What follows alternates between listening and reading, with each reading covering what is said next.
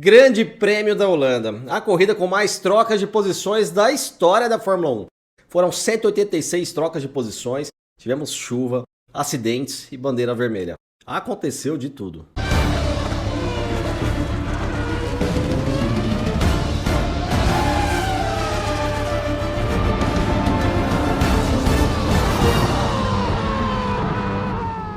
O fim de semana foi marcado pelo acidente de Daniel Ricciardo no segundo treino. Ricciardo bateu na curva 3 e fraturou o metacarpo de sua mão esquerda. A AlphaTauri escalou o piloto reserva Liam Lawson, que estreou na Fórmula 1 pilotando na difícil pista de Zandvoort e na chuva. Ricciardo passou por uma cirurgia no domingo e Lawson já foi confirmado para o GP de Monza. A classificação começou na chuva e foi secando. Os pilotos começaram com o tempo acima de 1 minuto e 20 e terminaram mais de 10 segundos abaixo já com pista seca. Destaque para Hamilton, que não passou do Q2, foi atrapalhado por Tsunoda, que foi punido por isso, mas ele mesmo declarou que estavam lentos na classificação e que não fez muita diferença. Destaque também para a Williams, que colocou os dois carros no Q3. A primeira vez de Sargent, mas que não durou muito tempo, já que o americano bateu logo no início do Q3, provocando uma bandeira vermelha. E apesar dele ter ido ao Q3, é importante destacar que a diferença do tempo dele para o Albon no Q2 foi de mais de 6 décimos. Max Verstappen,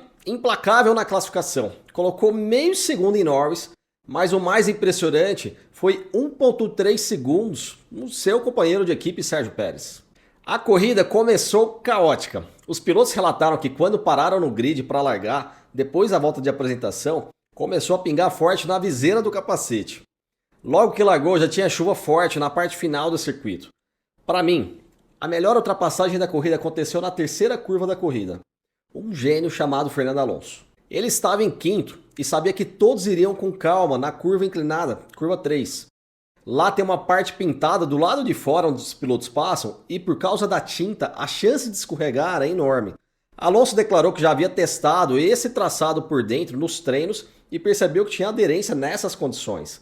Ele vem por dentro, carrega mais velocidade que todos que estavam por fora tomando mais cuidado. Ele simplesmente faz uma ultrapassagem dupla e uma curva inclinada. Sensacional. No final da primeira volta, a chuva já era forte. Alguns pilotos tomaram a rápida decisão de trocarem para os pneus intermediários, e esses se deram bem. Sérgio Pérez, que estava em sétimo, por exemplo, foi o primeiro a entrar. Para ter uma ideia de como fez a diferença, a volta que ele saiu do box foi mais de 14 segundos mais rápida que a volta de Verstappen quando estava com slicks. Charles Leclerc e Ferrari. Quando você vê uma equipe pronta para a troca de pneus sem pneus, parece até uma piada. Mas sendo justo com os mecânicos, o erro foi de Leclerc.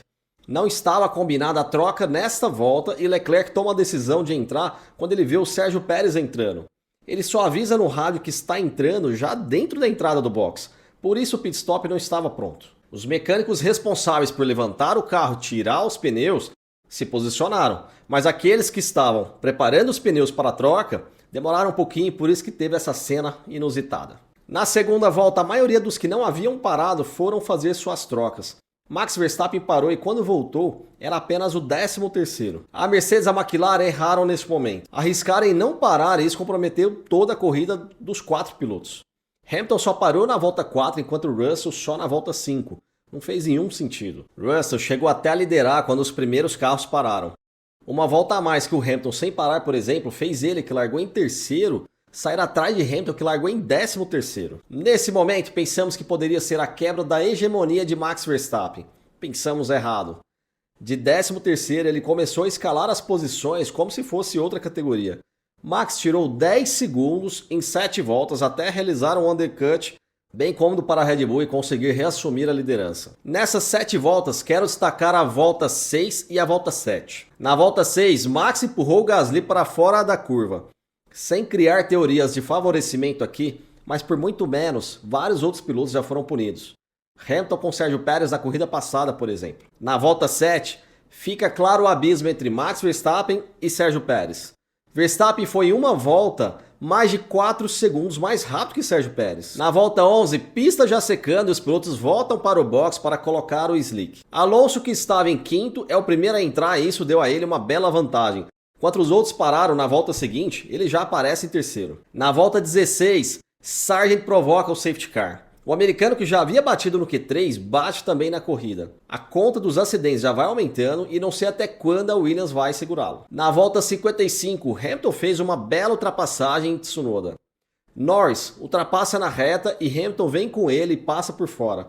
Totalmente inesperada. A chuva voltou na volta 61, só que dessa vez mais forte ainda. Pérez passou reto na curva 1 e perdeu o segundo lugar.